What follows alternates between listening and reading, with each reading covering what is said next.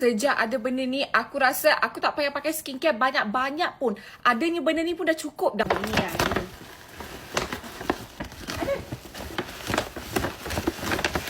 Satu, dua, tiga, empat, lima. Ini semua toner pad Roziana yang aku beli sendiri.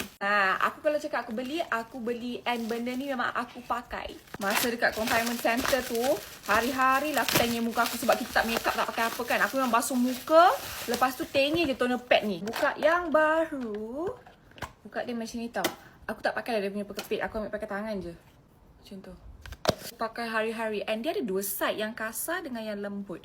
So kau pakailah yang lembut-lembut ni. Kalau kau nak exfoliate, kau terbalikkan pakai yang kasar ni. Kau gosok dekat mana area yang kau rasa bermasalah. Macam aku hidung. Sental dekat kau punya leher ataupun dekat tangan ni. Jangan membazir. So kita nak start makeup dah. Bagi aku siapkan makeup aku dulu. Okay, makeup dah settle.